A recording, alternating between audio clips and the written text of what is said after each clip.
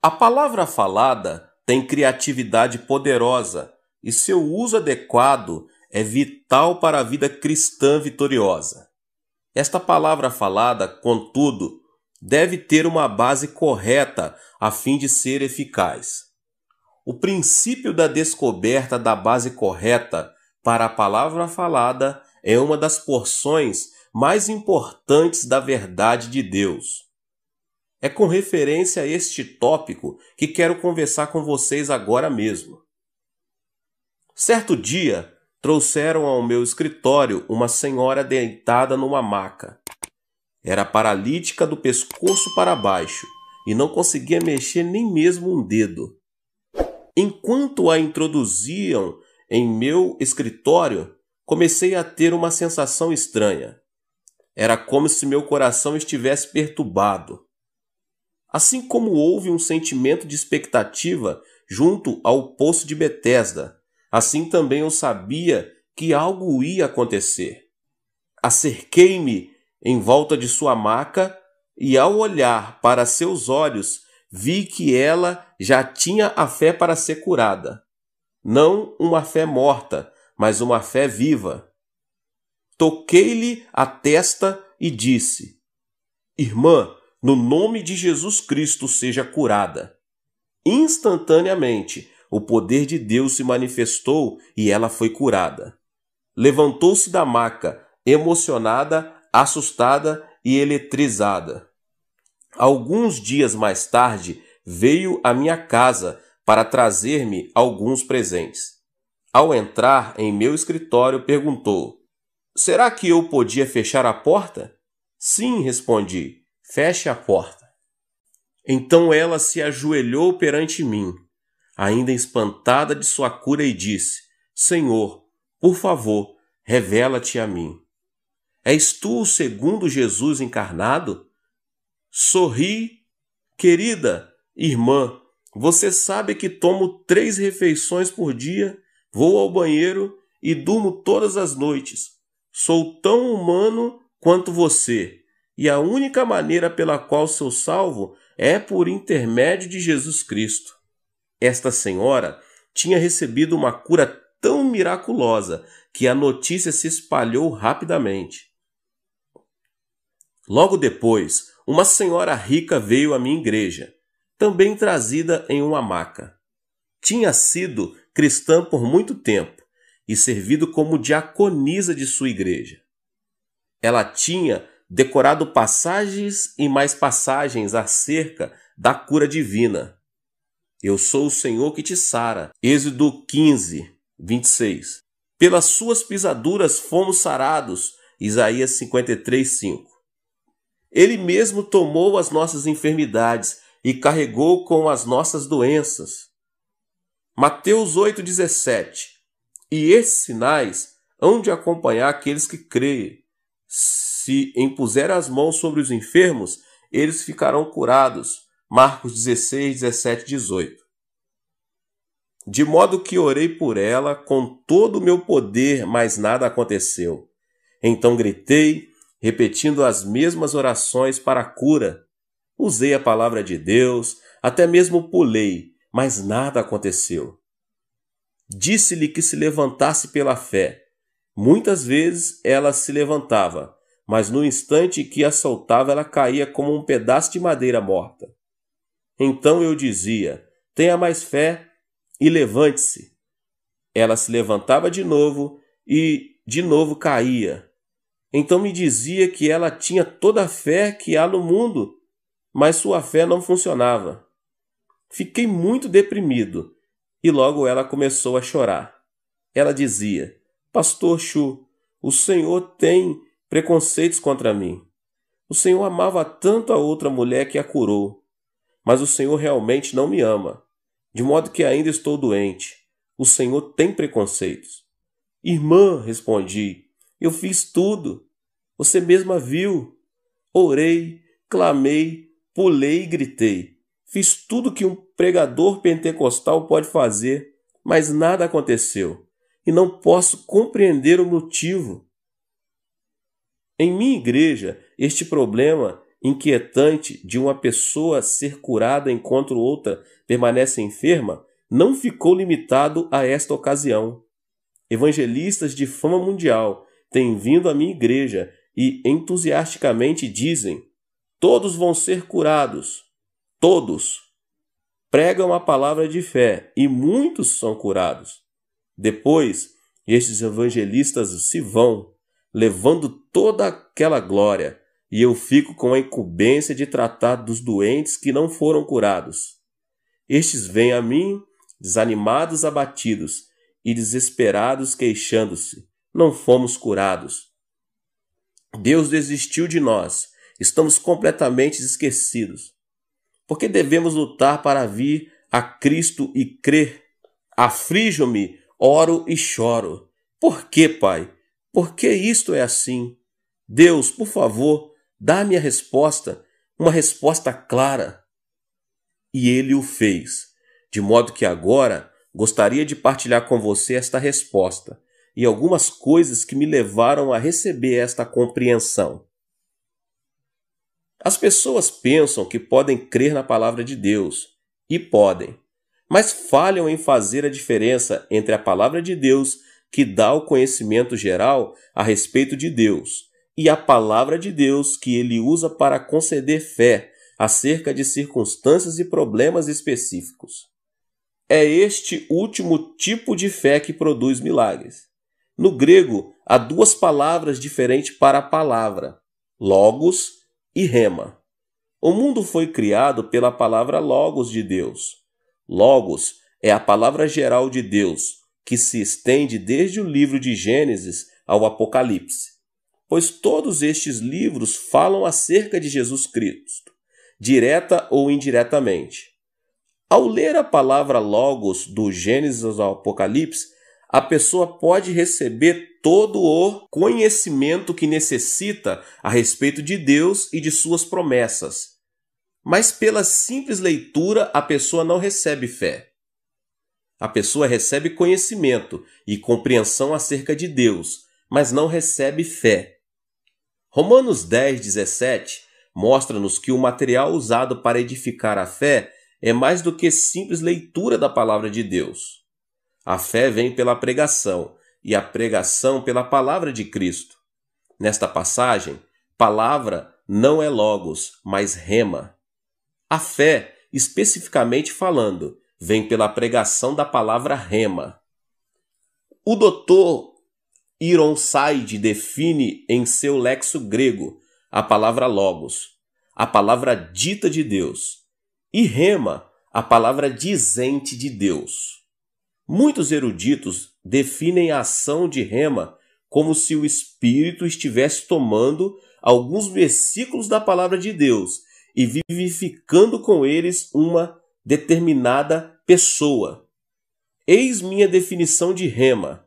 Rema é uma palavra específica, dado a uma pessoa específica em uma situação específica. Certa vez, na Coreia, uma senhora provia grandes concentrações para a juventude na montanha de Sangar. Essa senhora tinha um grande ministério. Quando se punha de pé e pregava, as pessoas viam à frente e caíam ao solo como se tivessem sido atingidas pelo raio, tocadas pelo poder do Espírito. Muitos eram os jovens que participavam das suas reuniões. Nesta ocasião, essa senhora realizava reuniões juvenis em Sangar, e milhares de jovens compareciam todas as noites. Durante a semana da campanha choveu muito, e todos os rios transbordaram. Um grupo de jovens desejava assistir ao culto certa noite. Chegando à margem do rio, perceberam que as reuniões estavam sendo realizadas no povoado do outro lado. Mas o rio estava muito cheio e não havia pontes nem barcos por perto.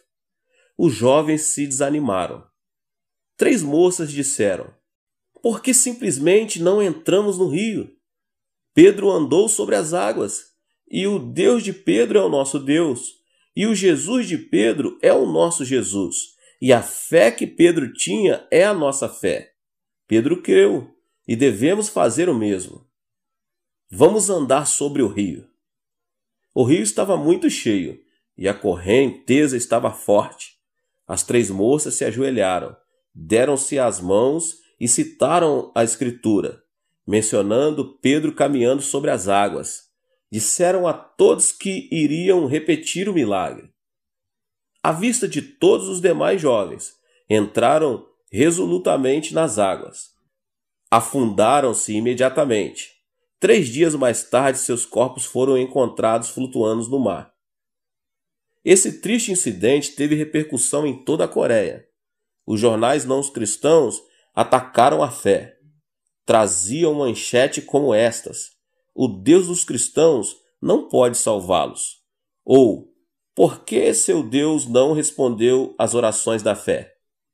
Como resultado desta ocorrência, os incrédulos tiveram um dia de triunfo e a igreja cristã experimentou a derrota e o desapontamento geral. Muitos sentiam-se deprimidos e desalentados e não tinham como responder aos escárnios e acusações. O caso das moças que se afogaram transformou-se em assunto de conversas por toda a Coreia e muitos cristãos sinceros perderam a fé. Diziam: essas moças creram exatamente como nossos ministros têm ensinado, exerceram sua fé. Dos púlpitos, nossos pastores constantemente instam que exercitemos com audácia a nossa fé na palavra de Deus. Essas moças fizeram justamente isso. Então por que Deus não respondeu? Deus Jeová não deve ser um Deus vivo. Esta não deve passar de uma religião formalística e nos envolvemos com ela. Que resposta daria você a essas pessoas que estavam dizendo essas coisas? Estas moças tinham crido, tinham exercitado a fé baseada na palavra de Deus. Mas Deus não tinha motivos para apoiar a sua fé. Pedro nunca andou sobre as águas por causa da palavra Logos, a qual provê informação geral acerca de Deus. Pedro pediu que Cristo lhe desse uma palavra específica. Disse ele: "Se és tu, Senhor, manda-me ir ter contigo por sobre as águas." Respondeu Jesus: "Vem." A palavra que Cristo deu a Pedro não era Logos, mas Rema. Deu-lhe uma palavra específica: vem. A uma pessoa específica, Pedro, numa situação específica, uma tempestade. Rema traz fé. A fé vem pela pregação, e a pregação de Rema.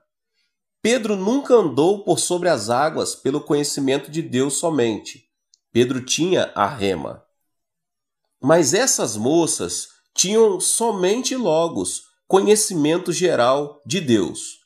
O erro foi exercitarem sua fé humana em Logos. Deus, portanto, não tinha responsabilidade alguma de apoiar sua fé. E a diferença entre o modelo pelo qual estas moças exercitaram sua fé e a maneira de Pedro exercitar sua fé é tão grande como a noite do dia. 2 anos atrás, 2 estudantes do Instituto Bíblico falharam completamente em seu primeiro empreendimento ministerial. Os 2 haviam sido meus discípulos, haviam escutado minhas preleções e, como iam à minha igreja, tinham aprendido alguma coisa a respeito dos princípios da fé. Começaram seu ministério com o que parecia uma grande quantia de fé.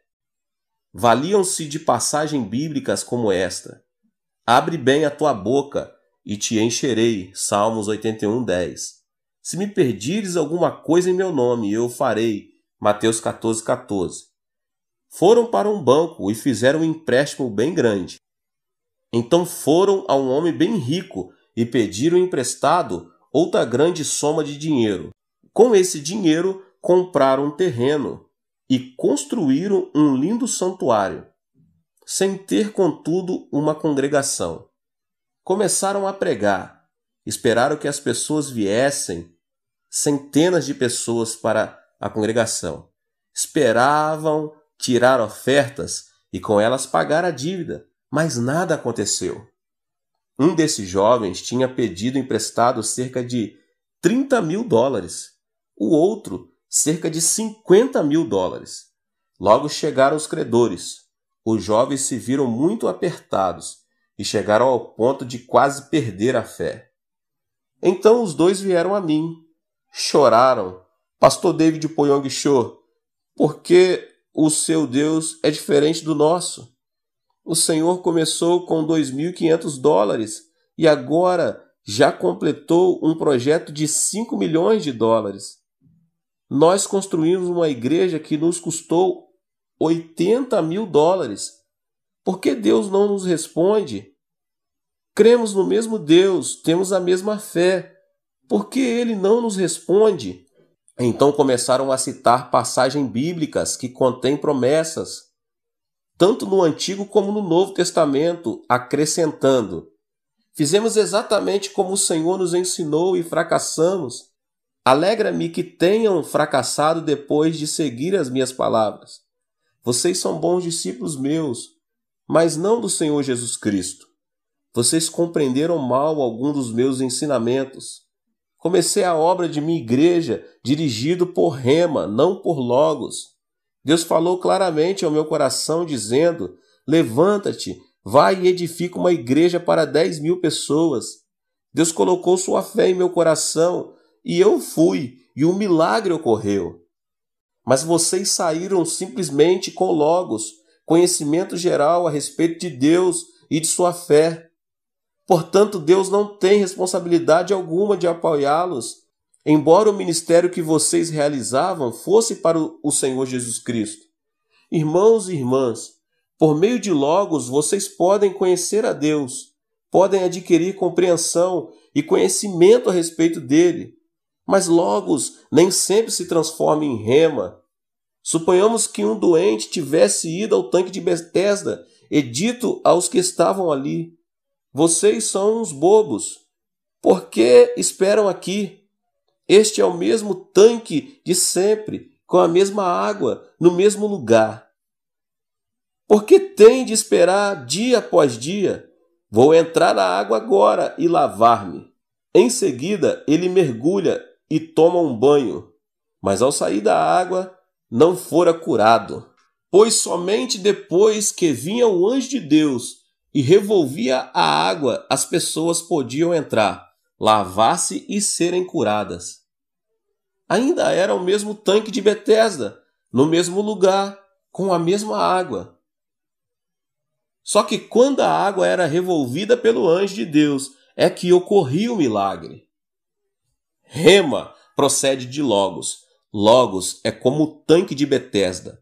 Você pode ouvir a palavra de Deus e pode estudar a Bíblia, mas somente quando o Espírito Santo vem e aviva uma passagem ou passagens das Escrituras ao seu coração, queimando-as em sua alma e dando-lhes a conhecer como aplicá-las diretamente à sua situação específica, é que logo se transforma em Rema. Se você nunca tem tempo de esperar na presença do Senhor, então o Senhor nunca confirmará a palavra de que você tanto necessita em seu coração. Esta é uma época de muita agitação, muita correria. As pessoas vão à igreja para serem entretidas, puro entretenimento. Ouvem um sermão curto e são despedidas, sem terem tempo para esperar no Senhor. Dá-se-lhes Logos, mas não Rema. Por isso não vêm milagres de Deus e começam a duvidar do seu poder. As pessoas devem ir ao santuário, à igreja, ouvir atentamente ao pregador e esperar no Senhor. Mas como não ouvem em atitude de oração, esperando no Senhor a fim de receber Rema, não podem, portanto, receber a fé necessária para a resolução dos seus problemas. O seu conhecimento da Bíblia aumenta à proporção que seus problemas aumentam. E embora venham à igreja, nada acontece. Por isso começam a esfriar-se e a perder a fé. Outro problema que sofrem as igrejas desta época é que os ministros andam demasiadamente ocupados. Passam horas e horas fazendo o trabalho de eletricista, carpinteiro, porteiro, enfermeiro, ocupados em 100 tarefas diferentes. Quando chega o sábado, tropeçam por aí tentando pensar em alguma palavra logos para pregar na manhã de domingo. Estão cansados a tal ponto que não têm tempo para esperar na presença do Senhor. Não tem tempo de trocar o capim verde em leite branco. Suas congregações comem capim, mas não o leite rico da palavra. Este é um erro muito grande. Os leigos não são inimigos do pastor, são seus amigos, como fizeram os apóstolos. Os ministros devem concentrar-se na oração e no ministério da palavra, delegando qualquer outro trabalho aos seus leigos, anciões, diáconos, diaconisas e líderes. Eu sigo esta norma em minha igreja.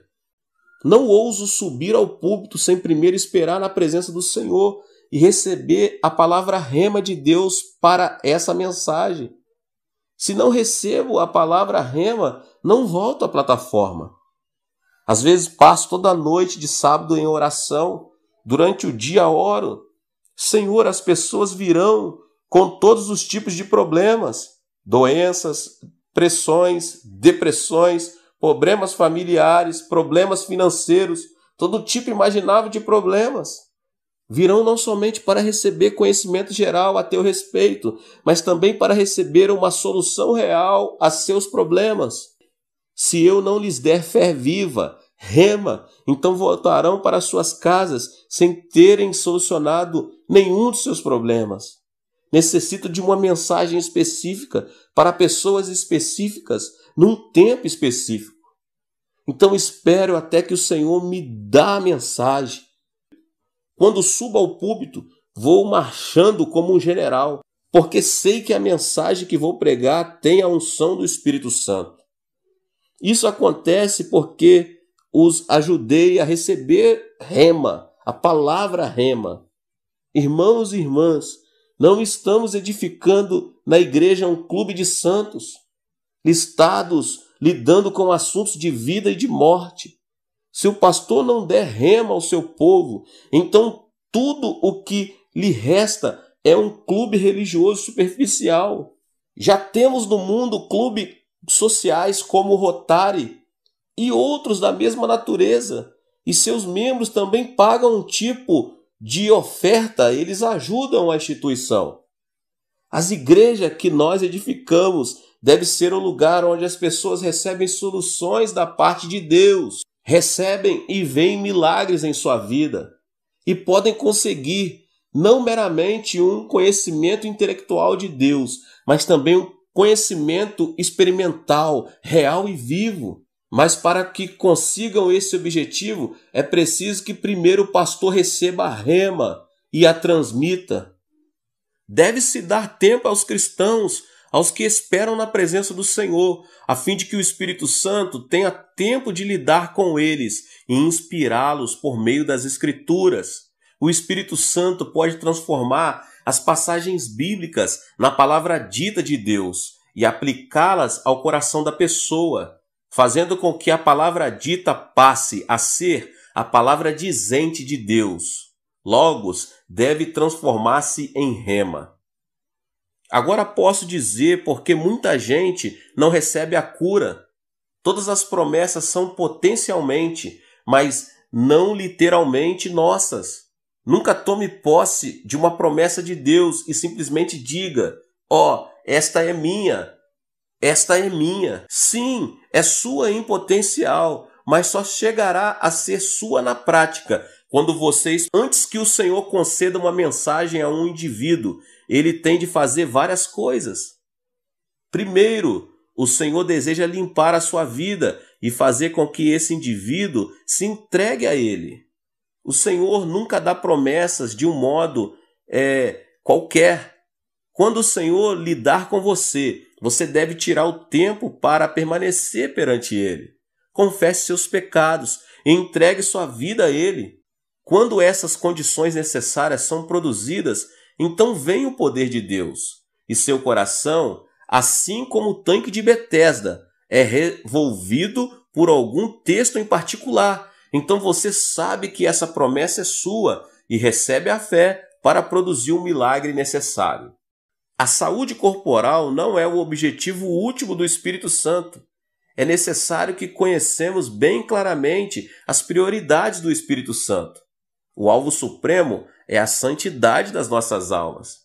Quando Deus lida com você, sempre o faz através da santidade da alma.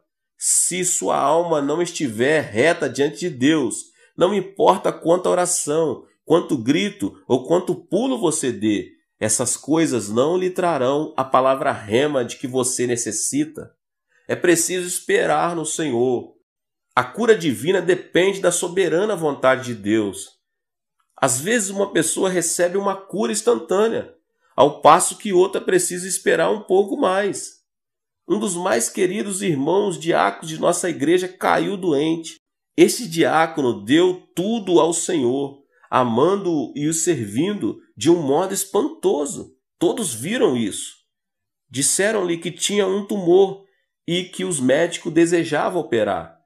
Mas todos em minha igreja sabiam que o Senhor ia curá-lo, pois ele era um grande santo e de grande fé.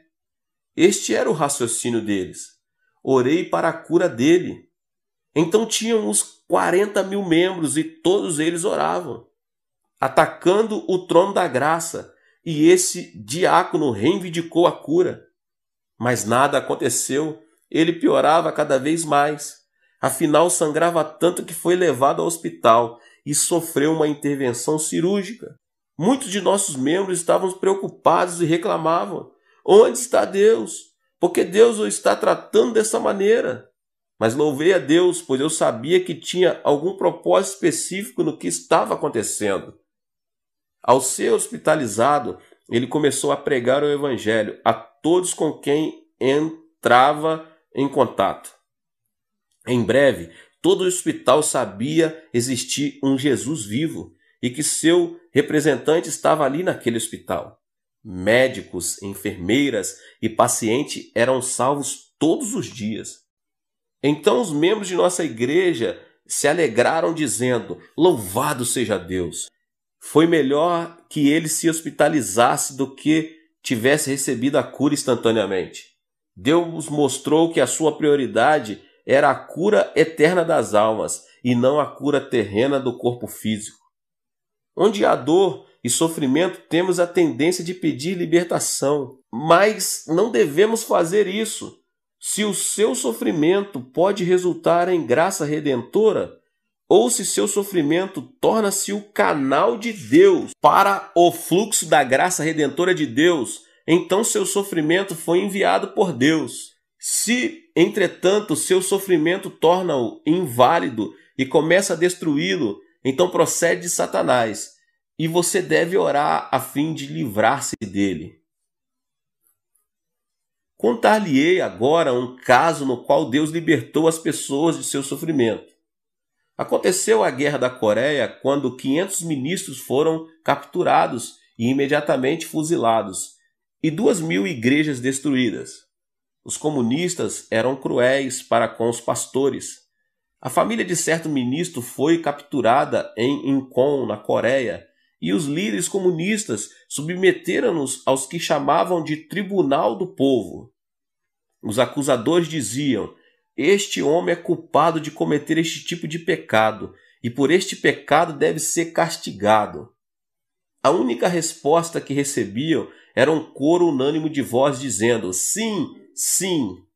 Desta vez cavaram um grande buraco, colocaram o pastor, sua esposa e vários de seus filhos dentro dele. Então o líder falou: todos estes anos o Senhor tem desviado as pessoas com a superstição da Bíblia.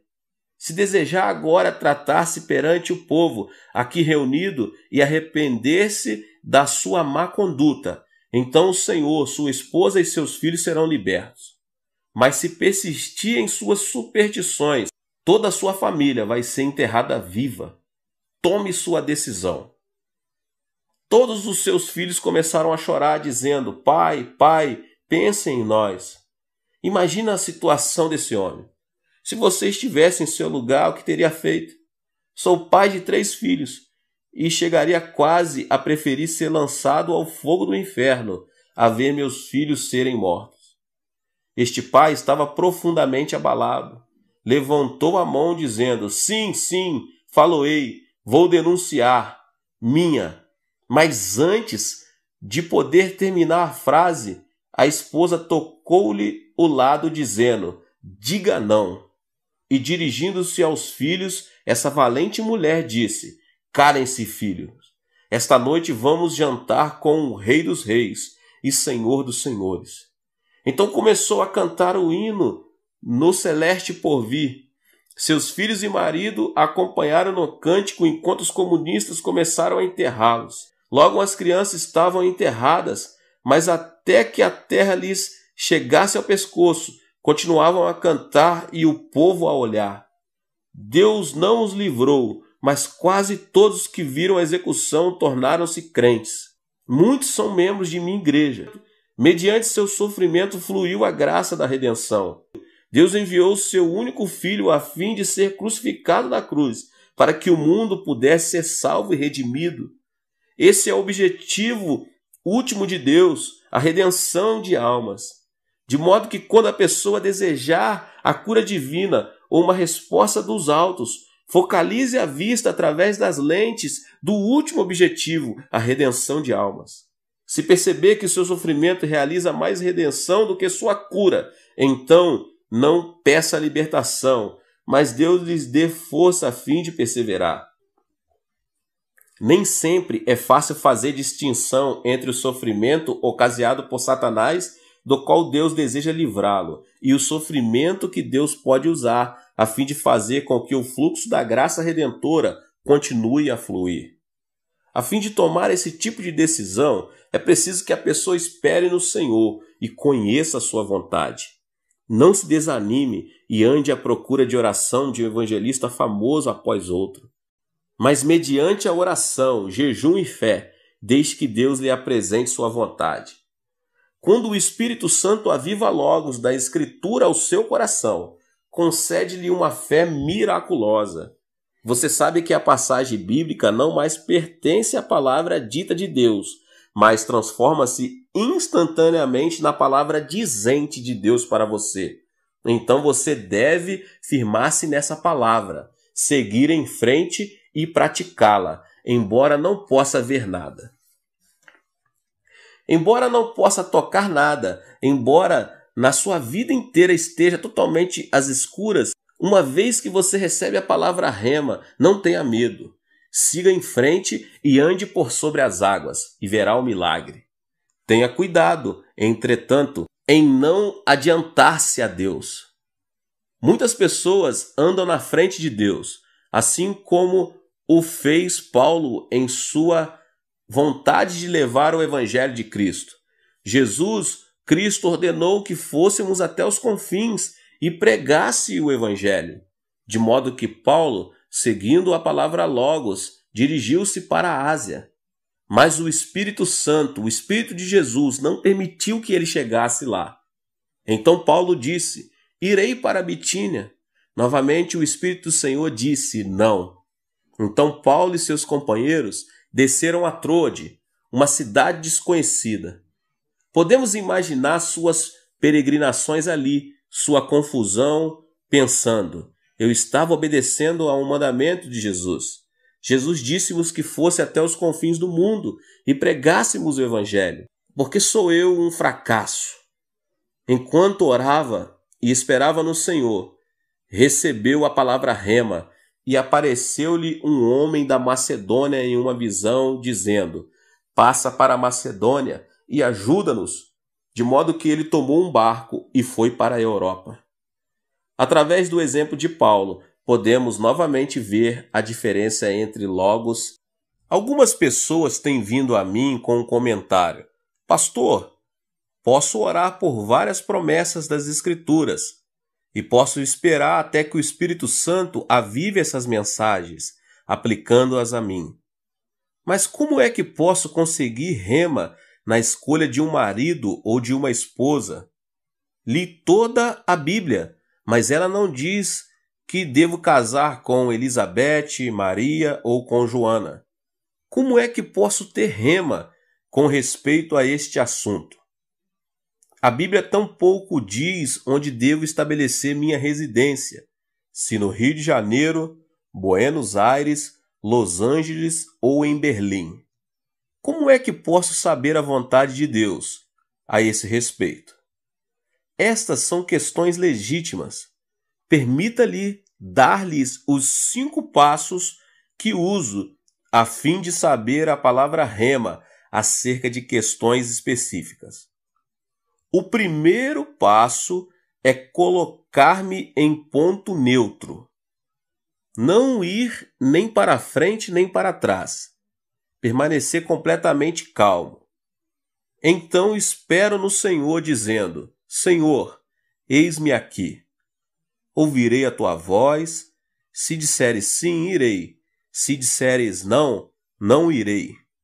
Não desejo tomar decisões para o meu próprio benefício, mas decidi segundo o teu desejo. Se algo bom para mim, ou seja algo mal, estou pronto a aceitar a sua decisão.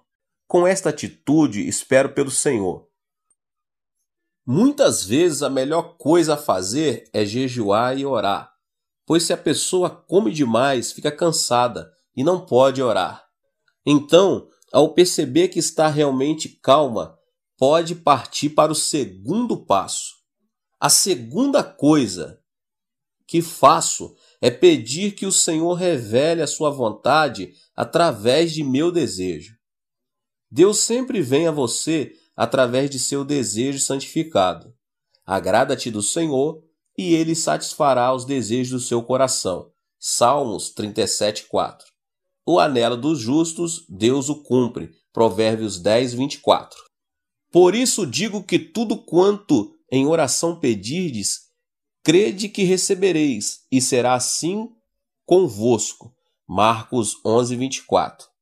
Desejar é, pois, um dos pontos focais de Deus. Além disso, Filipenses 2:13 diz: porque Deus é quem efetua em vós tanto o querer como o realizar, segundo a sua boa vontade. Através do Espírito Santo, Deus coloca em seu coração o desejo, levando você a desejar a fazer a vontade dele. Portanto, faça a seguinte oração: Senhor, agora dá-me o desejo segundo a tua vontade.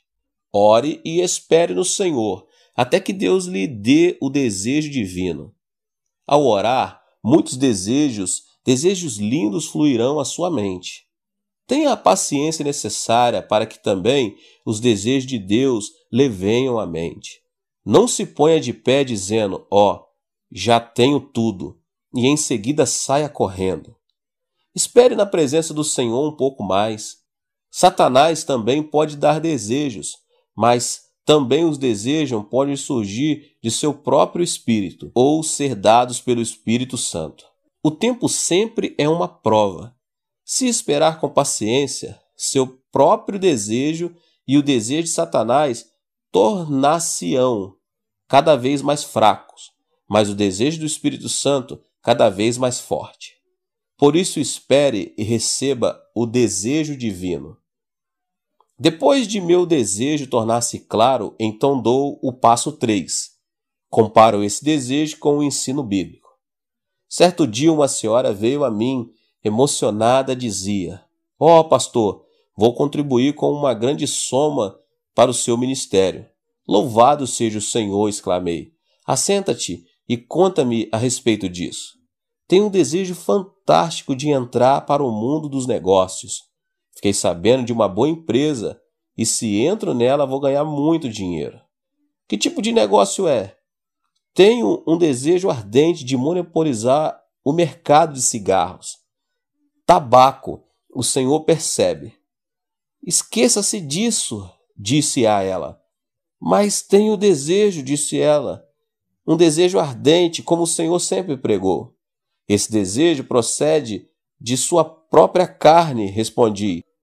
Já examinou a Bíblia a fim de verificar se o que estará fazendo é certo? Não. Seu desejo deve ser aprovado pelas Escrituras. Instruía. A Bíblia diz que somos templos do Espírito Santo. 1 Coríntios 6:19. Se Deus desejasse que seu povo fumasse, ele teria feito nosso nariz de maneira diferente. Chaminés devem dar para cima e não para baixo. Pense no nariz, aponta para baixo e não para cima. O propósito de Deus não era que fumássemos, porque nossa chaminé aponta para baixo. A habitação do Espírito Santo é seu corpo. Se o poluir com fumaça, então estará poluindo o templo do Espírito Santo. Seu desejo está fora da vontade de Deus. Seria melhor que simplesmente se esquecesse desse novo negócio. Certo homem veio a mim dizendo: Pastor, fiz amizade com uma linda mulher, uma viúva. Ela é terna, linda e maravilhosa. Ao orar, tenho um desejo ardente de me casar com ela. Mas também tenho minha mulher e filhos. Olha, respondi, esqueça-se disso, porque tal coisa procede do diabo. Oh, não é do diabo, discordou ele. Quando orei, o Espírito Santo me disse ao coração que minha esposa não é exatamente o tipo de costela que se encaixa ao meu lado. Minha esposa é sempre um espinho na carne.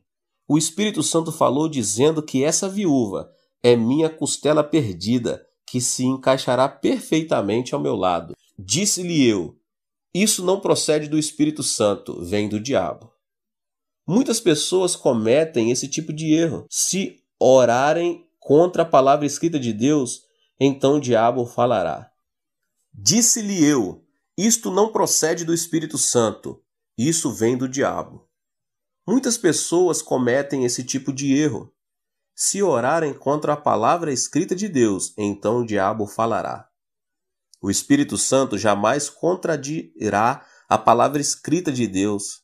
Esse homem não me deu ouvidos, divorciou-se de sua mulher e casou-se com a viúva.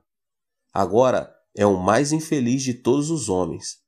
Descobriu que sua segunda costela era ainda pior do que a primeira. Todos os nossos desejos devem, portanto, serem examinados à luz das Escrituras. Se você não possuir a autoconfiança de fazer isso, então vá ao seu ministro ou pastor. Depois de examinar o desejo à luz da palavra, dos ensinamentos de Deus, então eu estou pronto para o quarto passo: pedir um sinal de Deus, tirado de minhas circunstâncias. Se Deus verdadeiramente falou ao coração, então poderá dar-lhe um sinal no mundo exterior. Quando Elias orou 7 vezes pedindo chuva, recebeu um sinal do céu. Uma mancha do tamanho do punho de um homem, uma nuvem apareceu. Gideão também pôde servir-nos de exemplo, pois ele também pediu um sinal. Deus sempre me mostrou um sinal de minhas circunstâncias. Às vezes, esse sinal era muito pequeno, mas ainda era um sinal. Depois de receber o sinal, então, o quinto passo e final. Oro até conhecer o horário de Deus. O horário de Deus é diferente do nosso. A pessoa deve orar até que tenha paz real, pois a paz é como o árbitro. Depois de orar, se ainda sentir-se inquieta, então o horário não era certo. Significa que o sinal ainda está vermelho. Portanto, continue a orar e a esperar. Quando o sinal passar de vermelho para o verde, chegar-lhe-á a paz ao coração. Então você deve sair correndo. Vá, portanto, com velocidade total, com a bênção de Deus, com a rema de Deus. Milagre após milagre lhe seguirão. Em minha vida cristã, sempre tenho seguido estes 5 passos, até que Deus tem confirmado essa maneira de caminhar com sinais e milagres. Estes resultados devem mostrar claramente a diferença entre logos e rema. No futuro, você não precisa ficar confuso acerca das promessas de Deus. Quantidade alguma de reivindicação, trabalho, pulos ou gritos o convencerá. Deus mesmo o convencerá, dando-lhe o coração a sua fé. A versão da Almeida de Marcos 11, 22 e 23 diz que se a pessoa tiver a fé em Deus, poderá então ordenar a um monte que se atire no meio do mar. O texto grego, entretanto, diz que a pessoa deve ter a fé de Deus. Como é que se pode ter a fé de Deus? Ao receber rema, a fé que lhe é dada não é sua, foi-lhe concedida por Deus. Depois de receber essa fé que vem do alto, então pode ordenar que montanhas sejam removidas. Sem receber a fé de Deus, a pessoa não pode fazer tal coisa. Se não for por outra razão, você deve estudar cuidadosamente a Bíblia, desde o Gênesis ao Apocalipse, a fim de proporcionar ao Espírito Santo o material de que ele necessita para operar. Quando a pessoa espera no Senhor, o Espírito Santo concede-lhe essa fé. E ao agir consoante a essa fé, grandes milagres seguirão em seu ministério e em seu lar. Portanto, espere no Senhor, jamais será isso um desperdício de tempo. Quando Deus lhe fala ao coração, ele pode, e em segundo, fazer coisas muito maiores do que você poderia fazer no ano todo. Espere no Senhor e verá grandes coisas realizadas por seu intermédio. Deus te abençoe. Esta foi mais uma palavra do pastor David Poyon Guichot. Se inscreva aqui no canal, ative o sininho das notificações para você não perder nenhuma das palavras que têm sido ministradas aqui. Deixe o seu like e não esqueça de compartilhar com as pessoas que você mais ama. Te vejo nos próximos vídeos.